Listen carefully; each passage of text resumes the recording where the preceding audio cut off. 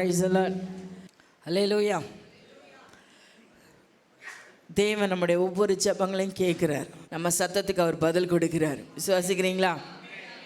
அவர் ஒரு நாள் நம்மளை புறம்பே தள்ளுவதே இல்லை. இந்த மாதம் ஆண்டவர் வாக்கு பண்ணியிருக்கிறார்.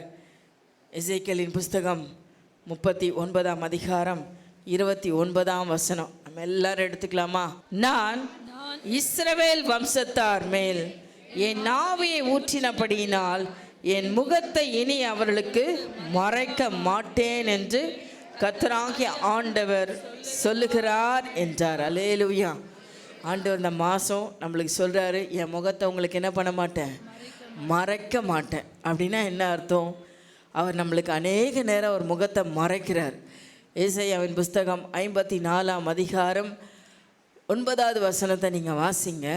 இது எனக்கு நோவாவின் காலத்தில் உண்டான வெள்ளம் போல் இருக்கும்.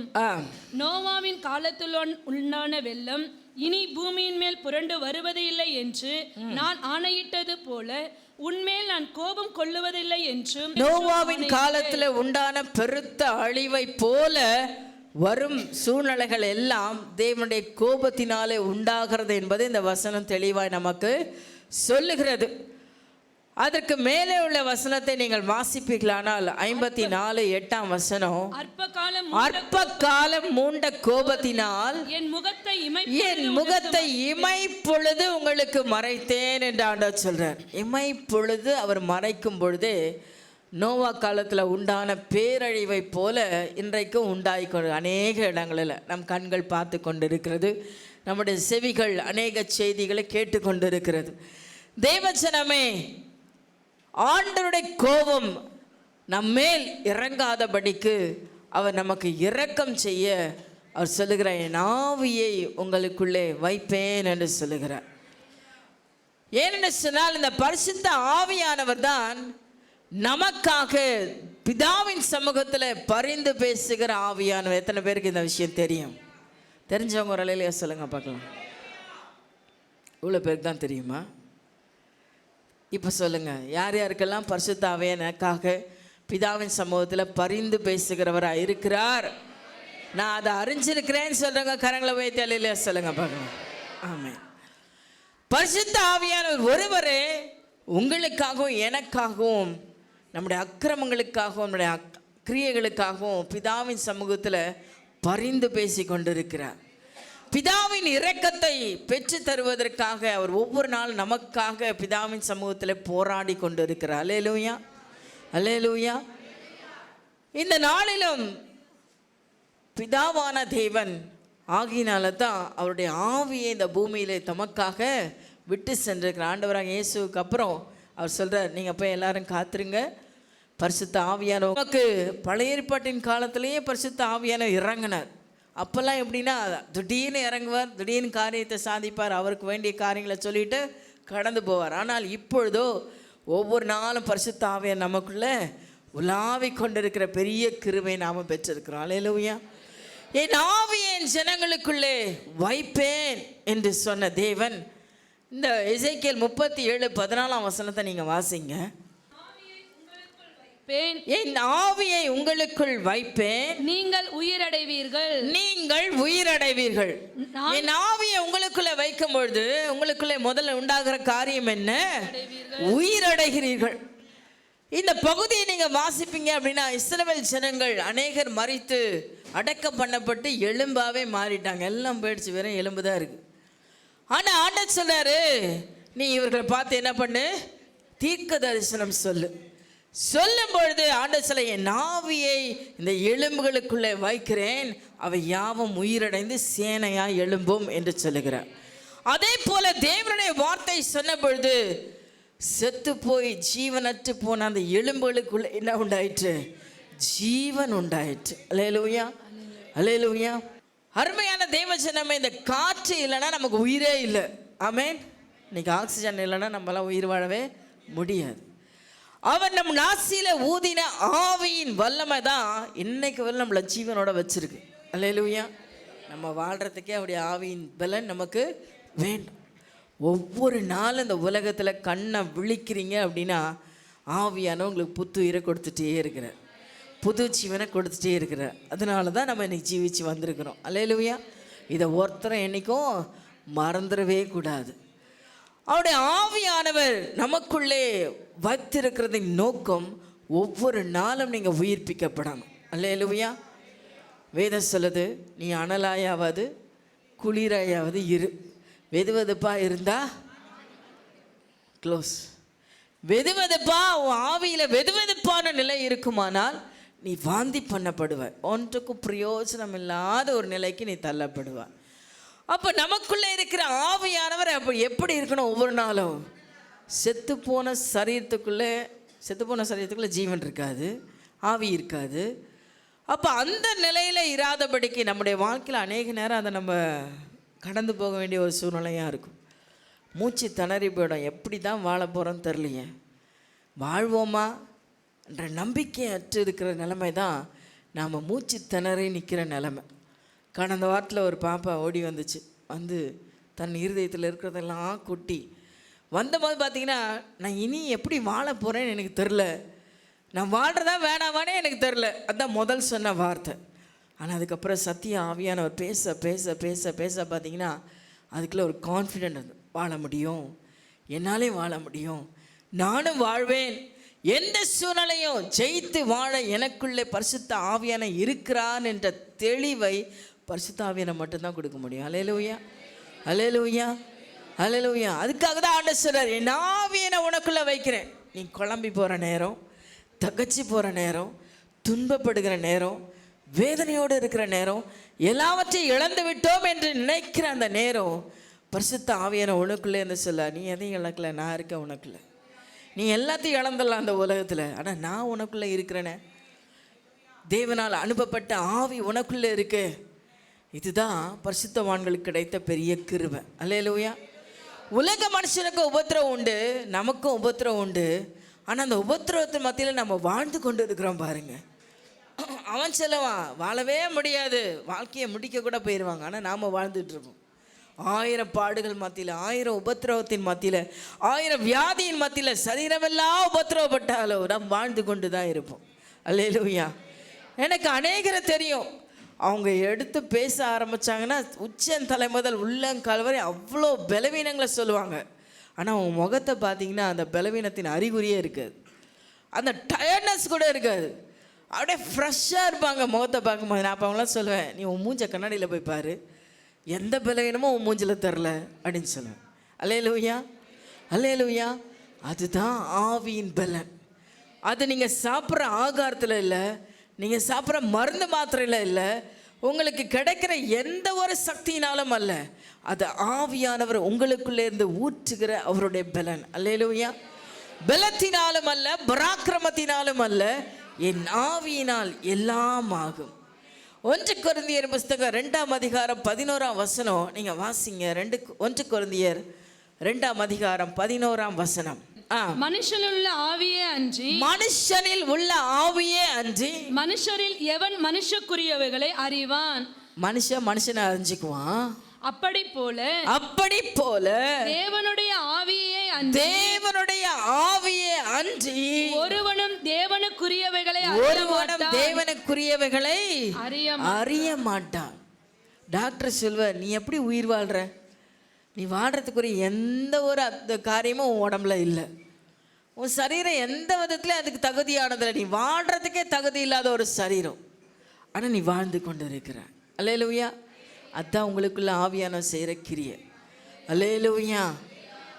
நீங்கள் வாழ்வது எப்படின்னு எனக்கு தெரியல, இவ்வளோ சூழ்நிலை நீங்கள் எப்படி இவ்வளோ மகிழ்ச்சியாக வாழ்கிறீங்க, உலக மனுஷனுக்கு புரியவே புரியாது. இவ்வளோ பாடு, இவ்வளோ பிரச்சனை உங்களை சுற்றி இருக்குது, நீங்கள் எப்படி இவ்வளோ மகிழ்ச்சியாக இருக்கிறீங்க, அவனால் புரிஞ்சிக்கவே முடியாது. ஆனால் தேவ ஆவியை பெற்ற மனிதனால் மாத்திரம்தான் எல்லா உபத்திரத்து மத்தியிலும் மகிழ்ச்சியாக இருக்க முடியும். அல்லேலூயா, அல்லேலூயா.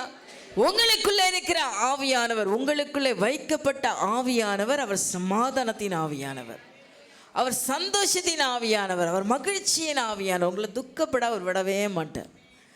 அவர் துக்கப்படுத்துகிறவர் அல்ல. ஒரு நாள் உங்கள் கண்ணீரை கண்டு நீங்கள் வேதனைப்பட விடுகிறவரே அல்ல.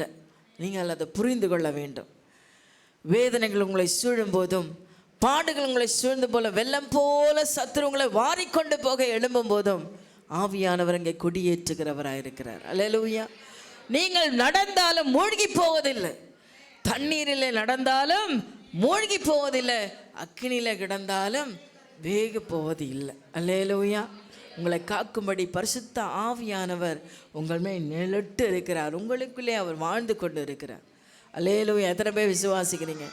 ஆண்டவர் ஸ்பெஷலாக இந்த மாதம் சொல்கிறார், ஒருவேளை நீங்கள் இவ்வளோ காலம் ஆவியில் வெதுவெதுப்பான நிலைமைக்கு தள்ளப்பட்டிருந்தா, ஆவியானவர் விட்டு தூரம் போய் இருப்பீர்களானால், எல்லாருக்குள்ளும் ரட்சிக்கப்பட்ட காலத்திலேயே பரிசுத்த ஆவியான உங்களுக்குள்ளே ஊற்றப்படுகிறார்.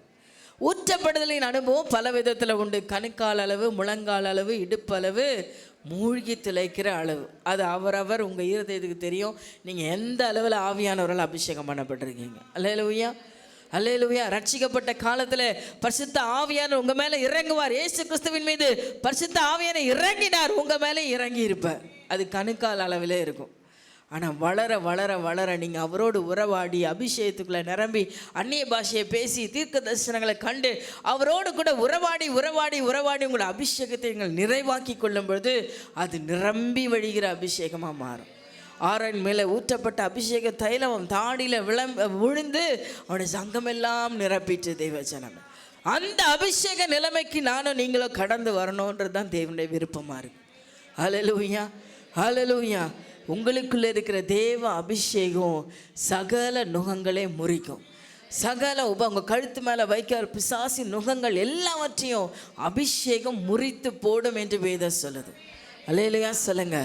அது எவ்விதமான நுகமாக இருக்கட்டும், எவ்வளோ பயங்கரமானதாக இருக்கட்டும், எவ்வளோ மோசமானதாக இருக்கட்டும், உங்களால் தாங்க வேதம் சொல்லுது, மனுஷ தாங்கக்கூடாத வேதனையே அல்லாமல் வேறொரு வேதனைகளும் நம்மை தாக்குவதே இல்லை. மனுஷன் தாங்குற அளவுக்கு தான் தேவன் உபத்திரவங்களை அனுமதிக்கிறார். ஸோ அந்த அளவில் நம்முடைய நீங்கள் ஒருவேளை அந்த உபத்திரவமே உங்களால் தாங்க முடியாததாக இருந்தாலும், அது நுகமாக இருந்தாலும், உங்களுக்குள்ளே இருக்கிற அபிஷேகம் அதை என்ன பண்ணும்? அந்த அபிஷேகத்தை ஆவியான உங்களுக்குள்ளே வச்சிருக்கிறார். உங்களுக்குள்ளே இருக்கிற ஆவியான நுகங்களை முறிப்பார். அதை விசுவாசிங்க, விசுவாசிங்க. இந்த மாதம் அந்த அற்புதத்தை நீங்கள் பார்க்க போகிறீங்க. சோர்ந்து போயிருக்கிற சோர்ந்து போய் இங்கே வந்திருப்பீங்கன்னா ஆண்டவர் சொல்கிற, இந்த மாதம் உனக்குள்ளே இருக்கிற ஆவியின் அபிஷேகம் உனக்குள்ளே வருகிற எல்லா உபத்திரங்களையும் நுகங்களையும் முறிக்கும். முறித்து போட்டு நீங்கள் வெற்றி உள்ளவர்களாக நிற்க கர்த்தர் கிருபை செய்ய போகிறார். அல்லேலூயா. அல்லேலூயா. நீங்கள் தொடர்ந்து வாசிங்க, 2:12 வாசிங்க. நாங்களும் உலகத்தின் ஆவியை பெறாமல் தேவனால் எங்கள் அருளப்பட்டவைகளை அறியும்படிக்கு தேவனிலிருந்து புறப்படுகிற ஆவியையே தேவனிலிருந்து புறப்படுகிற ஆவியை பெற்றோம். எத்தனை பேர் விசுவாசிக்கிறீங்க? தேவனின் ஆவி என்றைக்கும் நம்மை சோர விடாது. ஆமென் சொல்வீங்களா? தேவனின் ஆவி நம்மை என்னைக்கும் பலவீனத்துல விடாது. ஆமென் சொல்வீங்களா? தேவனின் ஆவி என்றைக்கு நாம சோர்ந்து போகவே விடாது. அல்லேலூயா சொல்வீங்களா? சோர்ந்து போகிறவனுக்கு, இளைப்படைந்தவனுக்கு அவர் உன்னத பலனை கொடுக்கிறவர். அல்லேலூயா. அவருடைய பலத்தினால் நிரப்பப்பட்டவர்கள் ஓடினாலும் சோர்ந்து போவார்கள், நடந்தாலும் இளைப்படையார்கள். அல்லேலூயா சொல்லுங்க. அல்லேலூயா சொல்லுங்க. அவர் பலன் விசேஷமானது. அந்த பலனை இன்னைக்கு ஆண்டவர் உங்களுக்குள்ளே உயிர், எல்லாருக்குள்ளே பரிசுத்த ஆவியானவர் இருக்கிறாரு. ஆனால் இன்னைக்கு ஆண்டவர் இந்த மாதத்தில் தேவன் விசேஷமாக உங்களை உயிர்ப்பிக்கும்படியாக தேவன் செய்ய போகிறார். அதை அனலூட்டும்படி செய்ய போகிறார். அதை வைராக்கியம் உள்ளதாய் மாற்றப் போகிறார். அதை வெளிப்பட பண்ண போகிறார். அல்லேலூயா. அவைகளை நாங்கள் மனுஷ ஞானம் போதிக்கிற வார்த்தைகளாலே பேசாமல் பரிசுத்த ஆவி போதிக்கிற வார்த்தைகளாலே பேசி ஆவிக்குரியவைகளோடு சம்பந்தப்படுத்தி பார்க்கிறோம். அல்லேலூயா சொல்லுங்க. ஆவிக்குரியவர்கள் ஆவிக்குரியவைகளோடு சம்பந்தப்படுவாங்க. உலகத்தில் வாழ்கிற அந்த ஆவி இல்லாத ஆளுங்க எப்போவுமே டிஸ்கரேஜ் பண்ணிக்கிட்டு, எப்போவுமே தேவையில்லாத காரியங்களை பேசிக்கிட்டு, மனநோவை உண்டாக்கிட்டு, வேதனை உண்டாகிட்டு இருப்பாங்க. ஆவியில் இருக்கிற மனுஷர்கள் எப்படி இருப்பாங்க அப்படின்னா, ஆவிக்குரிய காரியங்களில் அவங்க வளர்ந்து கொண்டே இருப்பாங்க. அல்லேலூயா. அல்லேலூயா. கர்த்தருடைய கிரியைகளை அவள் புரிந்தவர்களாக இருப்பாங்க. அல்லேலூயா சொல்லுங்களேன். தேவனுடைய சித்தத்தை அறிந்து அவருடைய வல்லமையை உணர்ந்து அவருடைய கிரியைகளை உணர்ந்து நடக்கிறது தான் பரிசுத்த ஆவியோடைய வல்லமை. அல்லேலூயா. நீங்கள் தேவ ஆவியினால் நடத்தப்படுவீர்களானால் உலகம் சொல்லும், உலகம் என்ன உங்களை சுற்றி இருக்கிற எல்லாருமே சொல்லுவாங்க, உங்களுக்கு கூட அதில் டவுட் வந்துடும், இன்னும் இந்த காரியம்லாம் இப்படியெல்லாம் மாறுறதுக்கு சான்ஸே இல்லை. ஆனால் பரிசுத்த ஆவியான உங்களுக்குள்ளே சொல்லுவேன், இல்லை முடியும், இல்லை ஆகும், தேவனால் கூடாத காரியம் ஒன்றுமே இல்லை, அவரால் முடியும். உன்னால் முடியாது, உன் கூட இருக்கிறனால முடியாது, உங்க சுற்றி இருக்கிற ஆட்களால் முடியாது, ஆனால் உனக்குள்ளே இருக்கிற ஆவியானவரால் இது முடியும் அப்படின்னு சொல்கிறவர் தான் பரிசுத்த ஆவியானவர். உங்கள் மனசு உங்கள் சரீரம் கூட அதை சொல்லும், இது ஆகாது, இந்த காரியம் நடக்காது, இது முடியாது.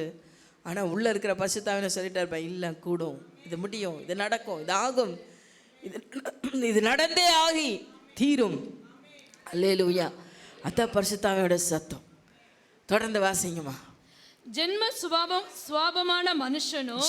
சுபாவமான மனுஷனோ தேவனுடைய ஆவிக்குரியவைகளை ஏற்றுக்கொள்ளவே மாட்டான். அவைகள் அவனுக்கு பைத்தியமாக தோன்றும். அது ஒருவேளை அவங்களுக்கு எப்படி இருக்கும், பைத்தியமாக கூட இருக்கும். நான் லூசு மாதிரி பேசினுக்கிறேன், இதுக்கெல்லாம் சான்ஸே இல்லை தெரியுமா, இதெல்லாம் முடியவே முடியாது தெரியுமா, நீ பாட்டு என்ன ஆகன்னு எந்த புத்தியில் சொல்லினுங்கிற அப்படின்னு கூட நம்மளை கிண்டல் பண்ணலாம், கேலி பண்ணலாம். பைத்தியமாக தெரியுமா. பரிசுத்த ஆவியானவர் செய்கிற செய்கைகளை மனுஷ புத்தியில் யோசிக்கவே முடியாது, தீர்மானம் பண்ணவே முடியாது. ஆனால் தேவனுக்குரியவன், தேவ ஆவியை பெற்றவர்களால் தான் தேவனுக்குரியவைகளை ஆராய்ந்து அறிய முடியும். அல்லேலூயா. தொடர்ந்து வாசிங்கம்மா. அவைகள் ஆவிக்கேற்ற பிரகாரமா ஆராய்ந்து நிதானிக்கப்பட்டு அவைகளை அறியவும் மாட்டான். ஆவிக்குரியவன் எல்லாவற்றையும் ஆராய்ந்து நிதானிக்கிறான், ஆனாலும் மற்றொருவனாலும் ஆராய்ந்து நிதானிக்கப்பட. ஆவிக்குரிய மனுஷனால உங்களுக்குள்ள தேவ ஆவியானவர் இருக்கிற காரியத்தை தேவ ஆவியில இருக்கிறவங்களால தான் நிதானிக்க முடியும். சாதாரண எல்லா மனுஷனாலும் உங்களால் என்ன பண்ண முடியாது, புரிந்து கொள்ள முடியாது, உங்களுடைய செயல்பாடை புரிந்து கொள்ள முடியாது. சொல்லுவார், உங்கள் வீட்டில் இருக்கிற ஐயாவே சொல்லுவார், என்ன இவ்வளோ நேரம் நாண்டுக்கிட்டு இருந்த, இப்போ சர்ச்சுக்கு போகணுன்னு எழுந்து இந்த ஓட்டம் ஓடுற, ஊழியத்துக்கு போனால் இப்படி ஓடுற, இவ்வளோ நேரம் வீட்டில் படுத்திருந்த, இது மட்டும் எப்படி உனக்கு முடியுது? அது ஆவியானவருக்கு மட்டும்தான் தெரியும். அல்லேலூயா, அல்லேலூயா. நம்ம வீட்டில் இருக்கிறவங்களே நம்மளை இந்த மாதிரிலாம் கேவலமாக பேசக்கூட செய்வாங்க. ஆனால் ஆவிக்குரியவனால் மட்டும்தான் ஆவிக்குரியவர்களை நிதானிக்க முடியும், ஆவியானவர் செய்கிற கிரியைகளை புரிந்து கொள்ள முடியும். தேவச்சனம் இன்றைக்கு உங்களுக்கும் எனக்கும் இந்த அறிவு உண்டாக முடியாது, தேவன் செய்ய வல்லவராக இருக்கிறார். அல்லேலூயா சொல்லுங்க. இரண்டாவதாய் எசேக்கியேல் புஸ்தகம் 36:27 வாசிங்க.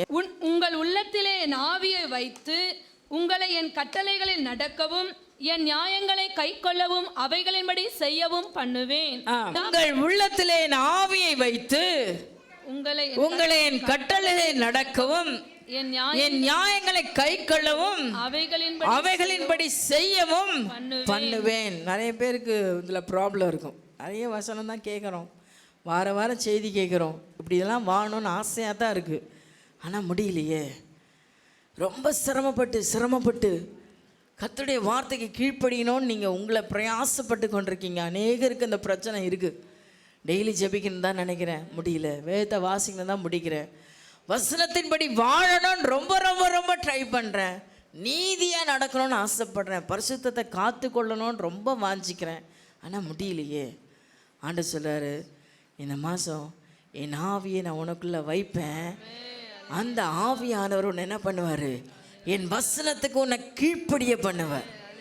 என் உள்ளத்தில் என் ஆவியை வைத்து நீ என் வார்த்தைகளுக்கும் என் கற்பனைகளுக்கும் என் நியாயங்களுக்கும் கீழ்ப்படியும்படி நான் கை கொள்ளும்படி உன்னை நான் வைப்பேன் ஆண்டவர் சொல்கிறார். அல்லேலூயா, அல்லேலூயா. அருமையான தேவச்சனமே, வேதம் சொல்லுது, நான் எப்பவுமே சொல்கிறது, உபாகமம் 28:2 நீங்கள் வாசித்தீங்கன்னா, நீ என் கட்டளைகளுக்கும் என் நியாயங்களுக்கும் செவி கொடுத்தாயானால் இப்பொழுது சொல்லுகிற இந்த ஆசீர்வாதங்கள் எல்லாம் 14 வரையிலும் ஏகப்பட்ட ஆசீர்வாதங்களும் ஆண்டு கொடுத்துரு. அதில் ஒரு மனுஷன் இதில் எல்லாம் பூர்ணமாயிட்டானா அவனுக்கு குறைவு என்பதே ஒன்றுமே கிடையாது. நீங்கள் வாசித்து பாருங்கள், அவ்வளோ அற்புதமாக ஆண்டவர் எல்லா வார்த்தைகளையும் கொடுத்துருப்பார். ஆண்டவர் சொல்றார், இவை எல்லாம் உன் வாழ்க்கையில் நிறைவேறணும், எல்லா ஆசீர்வாதங்களும் உன் மேலே வரணும், எல்லாவற்றையும் நீ பெற்று அனுபவிக்கணும் அப்படின்னா நீ என்ன செய்யணும்? என் கட்டளைகளுக்கும் என் நீதி நியாயங்களுக்கும் செவி கொடுத்து கீழ்ப்படியணும். காதால கேட்டு அதை உணர்ந்து அதில் கீழ்ப்படியணும். கர்த்தர் சொல்ற ஒரே கட்டளை அது மட்டும்தான். நீ அப்படி பண்ண இப்படி பண்ண இதை செய் அதை செய் எதுவுமே கிடையாது. நீ காதில் கேட்டு அதன்படி செய்ய ஒப்புக்கொடு. அல்லேலூயா. இப்படி செய்வதற்கு தேவனுடைய கட்டளைகளையும் நியாமங்களையும் நீதிகளையும் நாம் கேட்டு நிறைவேற்றுவதற்கு நமக்கு உதவி செய்ய போகிறவர் பரிசுத்த ஆவியானவர். புதிய பாட்டில் ஆண்டவர் சொல்லி இருக்கிறாரு, நீங்கள் நீதி நியாயம் கட்டளை இதெல்லாம் விட்டுரு, உனக்கு ஏதோ ரொம்ப புரியல, நான் உன்னை போதித்து நடத்துவேன். சத்தியத்தை நான் உனக்கு என்ன பண்ணுவேன்? போதித்து நடத்துவேன். நீ என் சத்தத்துக்கு மட்டும் செவிசாய். உங்களில் இருக்கிற சத்திய ஆவியானவரை உங்களை போதித்து நடத்துவார். அப்படின்னா என்ன அர்த்தம்? அநியாயம் செய்ய போறீங்க அப்படின்னா ஆவியான உள்ள பேசுவார், வேண்டாப்பா இந்த அநியாயத்தை நீ செய்யாத, வேணா இந்த மக்கள்கிட்ட இப்படி பேசாத, இந்த மனுஷங்கிட்ட இப்படி பேசாத, இந்த உறவு உனக்கு வேணாம், இந்த வாழ்க்கை உனக்கு வேணாம், நீ இந்த இடத்துக்கு போகாத, இந்த இடத்துல நிற்காத, இந்த பிள்ளைகளோட பழகாத, இந்த பேச்சு உன் பார்வை, இந்த பார்வையை மாற்று. அல்லேலூயா. சொல்கிறாரா? சொல்கிறாரா?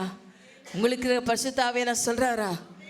உங்களையும் அறியாமல் நிறைய நேரம் சத்ருவின் பாவங்களுக்கு இடம் கொடுக்க நேரிடும் பொழுதெல்லாம் இந்த பரிசுத்த ஆவியானவர் உங்களை போதித்து நடத்துவார். வாலிய பிள்ளைங்க, அந்த சத்தத்தை நீங்கள் கேட்கணும்.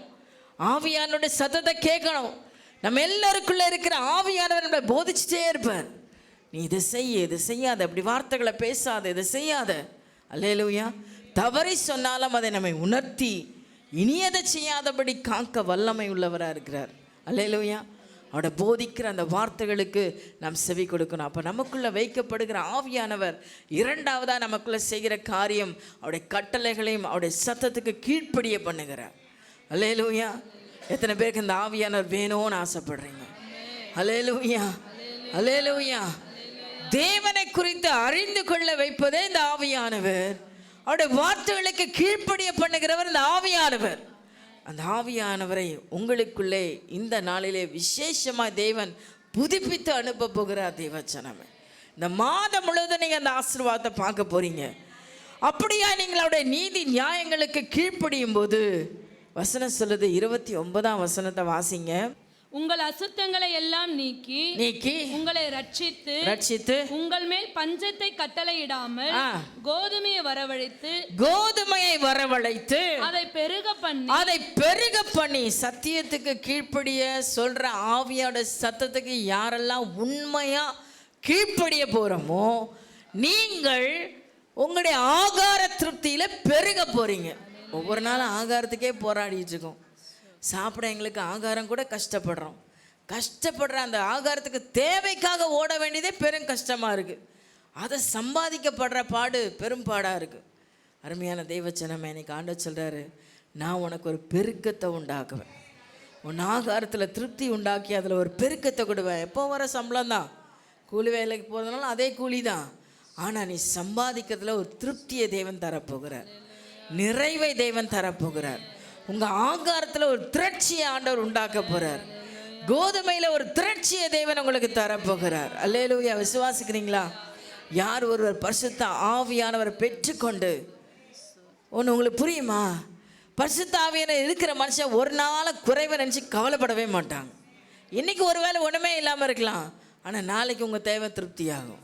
அல்லேலூயா. ஒரு அம்மா வந்து கேட்குது, என் புருஷன் ஊழியக்கார் தான், நான் நிறைய கடன் வாங்கி வச்சுட்டு போயிட்டார், என் நிலைமை இப்போ என்ன பண்ணுறது தெரியல, என் பிள்ளைங்க 2 பேரையும் அடிமையாக பிடிச்சிட்டு போகிறாங்க, நான் என்ன செய்யட்டும்?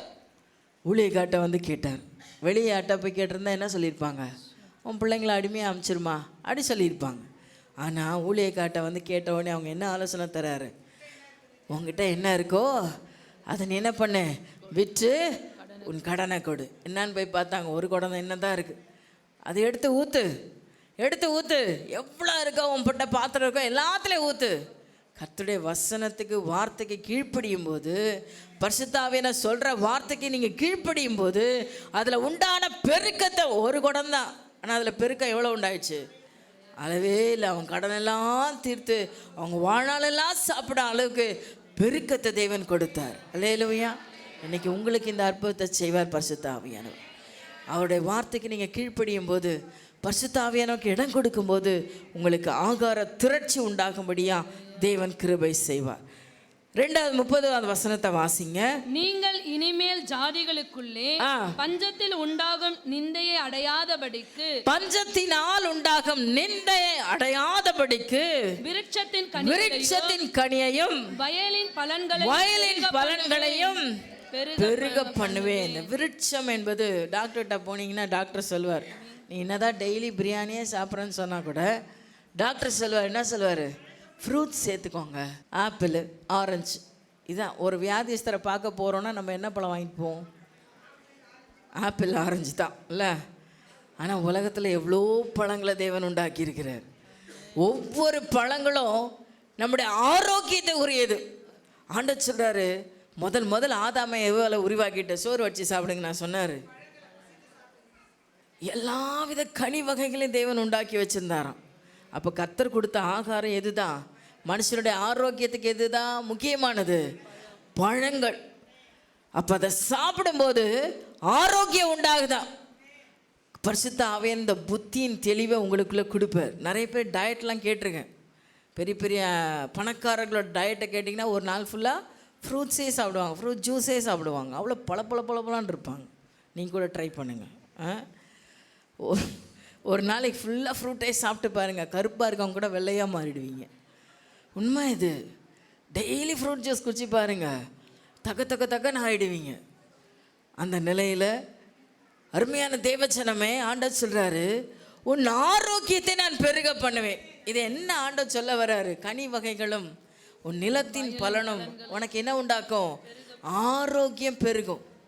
ஆண்டவர் இந்த மாதம் உங்களுக்கு வாக்கு கொடுக்குறாரு. பரிசுத்த ஆவியானவருக்கு நீங்கள் இடம் கொடுப்பீங்கன்னா அழகாக சொல்லுவார். நம்ம நிறைய நேரம் புத்தியினமாக கீழ்ப்படியதில்லை. யார் கீழ்ப்படுறீங்களோ வியாதி இல்லாமல் காப்பாற்றப்படுவீங்க. என்னோட சேர்த்து தான். அல்லேலூயா, அல்லேலூயா.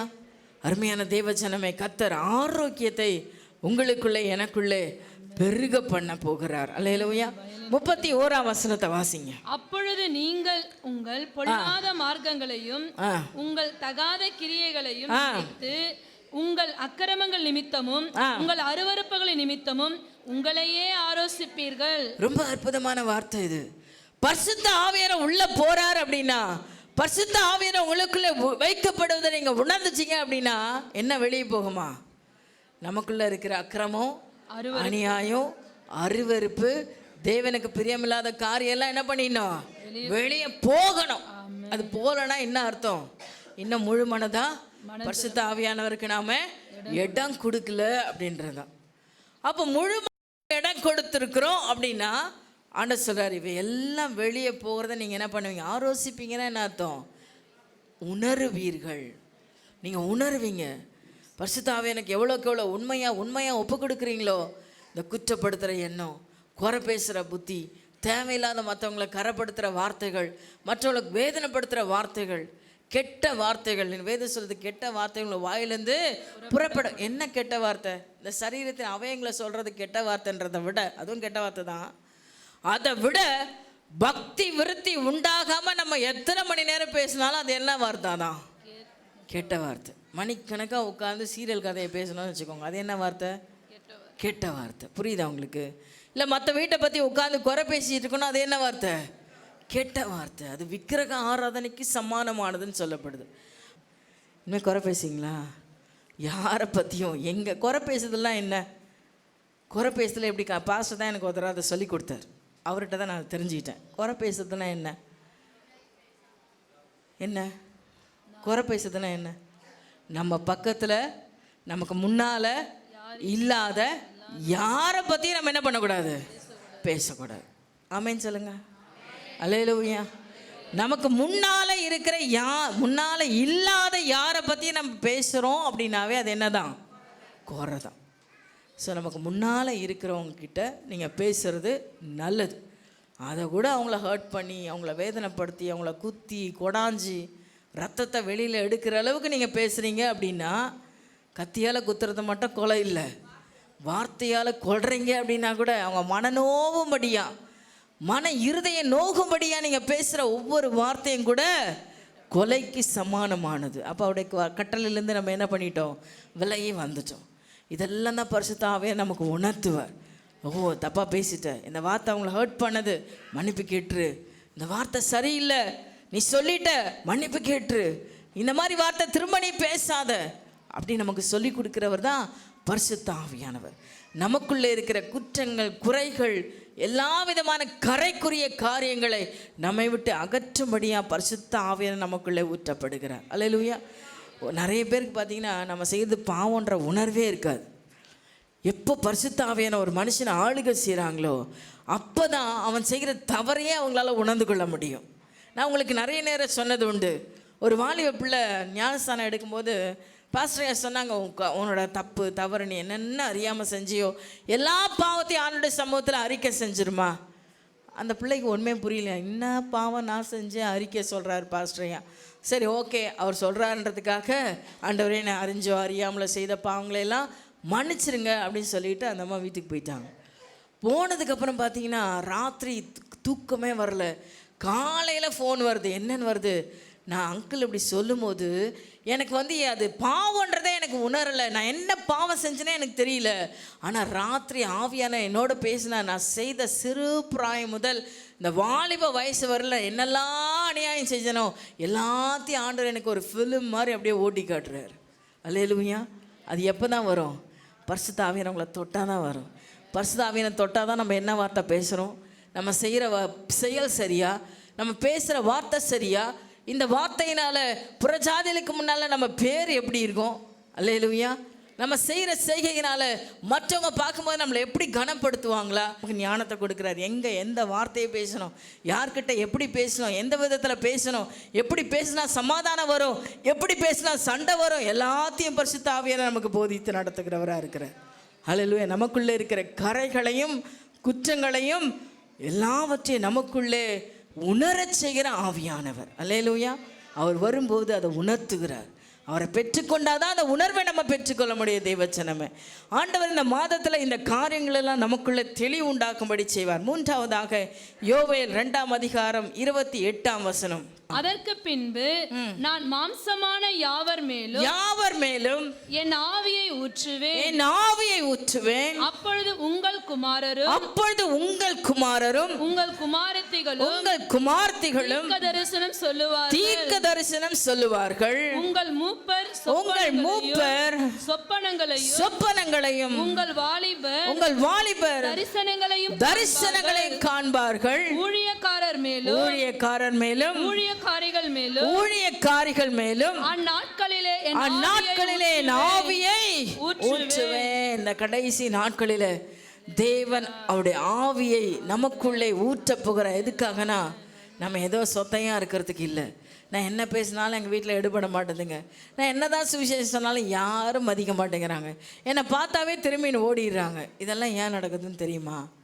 இன்னைக்கு ஆண்டவர் சொல்கிறாரு, நான் பரிசுத்த ஆவியானவனுக்குள்ளே புதுப்பிக்கிற வைராக்கியமுள்ள ஆவியான உங்களுக்குள்ளே இறங்குவாரானால் நீங்கள் தீர்க்கதரிசிகளாக மாறுவீங்க. நீங்கள் சொப்பனங்கான்களாக மாறுவீங்க. ஏதோ காலமெல்லாம் ஒரு விசுவாசியாக கதையை ஓட்டிகிட்டு போகிறதுக்கு ஆண்டவர் உங்களை கொண்டு வரவே இல்லை. நம்ம எல்லாரும் கர்த்தருக்கு ஊழியம் செய்யணும். நம்ம எல்லாரும் கர்த்தருடைய தீர்க்கதரிசிகளாக மாறணும். கர்த்தருடைய சுவிசேஷத்தை சொல்லணும். தீர்க்கதரிசனை கண்ணை மூடிட்டு உனக்கு ஆண்டவர் தரப்போகிற இந்த மாதம் இந்த டேட்டில் இந்த நாளில் உன் வீட்டில் கல்யாணம் நடந்துடும். இதை சொல்கிறதுக்கு ஆண்டவர் கூப்பிடல. தீர்க்க தரிசனம் என்பது என்ன? ஒரு மனுஷனை சீர்படுத்தி உருவாக்குறதுக்கான வார்த்தைகள், தேவனுடைய வார்த்தைகள். அல்லேலூயா. குற்றத்தை அவனுடைய குற்றங்களை சொல்லி சீர்படுத்துகிறது தான் தீர்க்க தரிசன வார்த்தைகள், தேவனுடைய வார்த்தைகள்.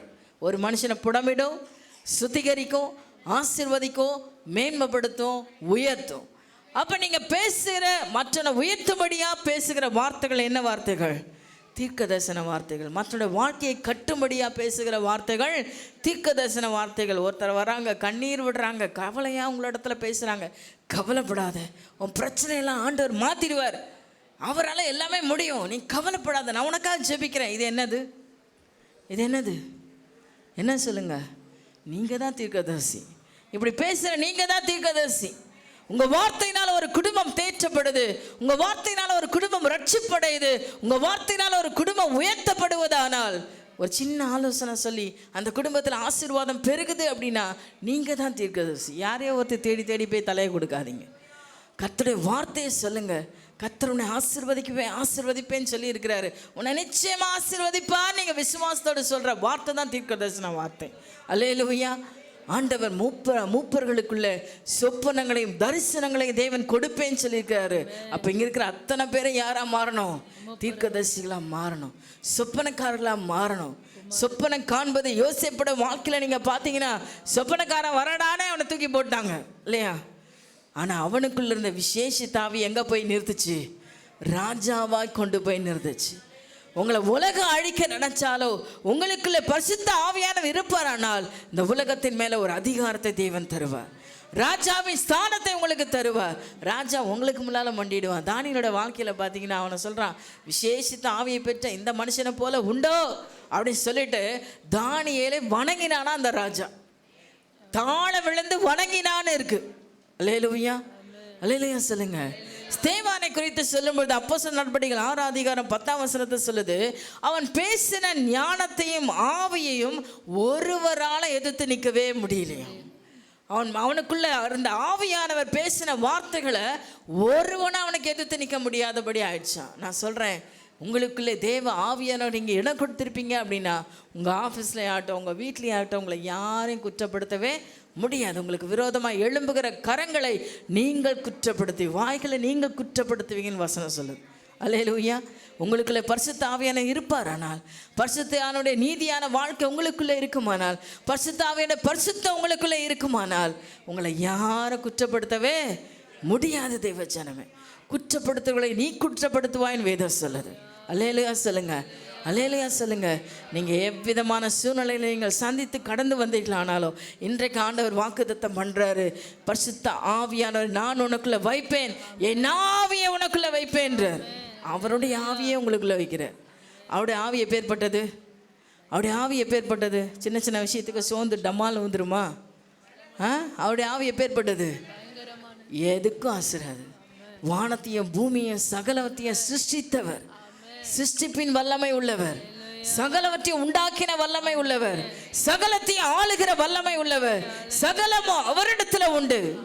அவரால் உண்டாயிற்று, அவருக்காக உண்டாயிற்று, எல்லாம் அவராலே ஆனது. அந்த ஆவியை யாருக்குள்ள வைக்க போறாரு? நம்ம ஒவ்வொருக்குள்ள வைக்க போறாரு. நம்ம எதுக்காக சோர்ந்து போகலாமா? எதுக்காக அது நோந்து போகலாமா? கண்ணீர் விடலாமா? கஷ்டப்படலாமா? எது நினைத்து நீங்க என்ன பண்ண வேண்டாம், கவலைப்பட வேண்டாம். அதே யோவேல் 2:26 மட்டும் வாசிங்க. நீங்கள் சம்பூர்ணமாய் சாப்பிட்டு திருப்தி அடைந்து உங்களை அதிசயமாய் நடத்தி வந்து உங்கள் தேவனாகிய கர்த்தருடைய நாமத்தை துதிப்பீர்கள். என் ஜனங்கள் ஒருபோதும் வெட்கப்பட்டே போதில். அடுத்த வசனத்தை வாசிங்கம்மா. நான் இஸ்ரவேலின் நடுவில் இருக்கிறவர் என்றும் நானே உங்கள் தேவனாகிய கர்த்தர், வேறு ஒருவர் இல்லை என்றும் அறிந்து கொள்வீர்கள். வேறொரு இல்லை என்று அறிந்து கொள்வீர்கள். என் ஜனங்கள் ஒருபோது வெட்கப்பட்டு போது. சொல்லுங்க பார்க்கலாம். நீங்கள் அவர்களுக்கு பிள்ளையாய் இருந்து அவர் உங்கள் தேவனாய் இருக்கிறார் என்பதை உணர்ந்து அவருடைய ஆவி உங்களுக்குள்ளே வைக்கப்பட்டிருக்கிறது என்பதை உணர்ந்திருப்பீர்களானால் நீங்கள் எந்த நிலையில வெட்கப்பட்டு போவதில்லை, எந்த சூழ்நிலையில வெட்கப்பட்டு போவதில்லை, எந்த மனுஷனால நீங்க வெட்கப்பட்டு போவதில்லை, எந்த உலகத்தின் கிரியையினால நீங்கள் வெட்கப்பட்டு போவதில்லை. ஆண்டவர் உங்களை உயர்த்த வல்லவராக இருக்கிறார். ஹல்லேலூயா. நன்றி அப்பா. ஒப்புக்கொடுங்க தேவச்சனமே, ஒப்புக்கொடுங்க. ஆண்டவர் சொல்ல, உன் குமாரர்களை குமார்த்திகளை குறித்து தான் இன்றைக்கி நிறைய பேருக்கு பயம். குழந்தைங்களை பற்றி தான் இன்றைக்கி நிறைய பெற்றோருக்கு பயம். சின்ன பிள்ளையா இருக்கும்போது எவ்வளோ ஞானம், எவ்வளோ அறிவாக இருந்தான். ஆனால் வளர வளர வளர உலக ஆவி அவனுக்குள்ளே வந்து தேவையில்லாத வாலிப பருவத்தில் அநேக பிள்ளைங்க சிதறடிக்கப்படுறாங்க. அவருடைய ஞானத்தில் குறை உண்டாகுது, புத்தியில் குறை உண்டாகுது, ஒரு ஜென்டல்னஸ் இல்லை, ஒரு விசேஷத்தை அந்த ஞானமே அவங்களுக்குள்ளே இல்லாத பிதற்றுகிற ஒரு புத்தி உள்ளவங்களாக மாறுறாங்க. எனக்கு இதெல்லாம் மாறணும், இதெல்லாம் மாறணும். ஆண்டவரே ஆண்டவரே, என் பிள்ளைகளுக்குள்ள உங்கள் ஆவியை ஊற்றுங்கப்பா. அந்த ஆவி, தேவனுடைய ஆவி அந்த பிள்ளைகளுக்குள்ளே கடந்து போனாதான் அந்த ஆவியானவர் தான் அந்த பிள்ளைகளுக்கு சகல ஞானத்தையும் போதிப்பார். வேத வசனம் சொல்லுது, உன் பிள்ளைகள் எல்லாம் கர்த்தரால் கர்த்தர் போதிச்சாதாங்க அந்த ஞானம் வரும். கர்த்தர் போதிச்சாதான் அறிவு வரும்.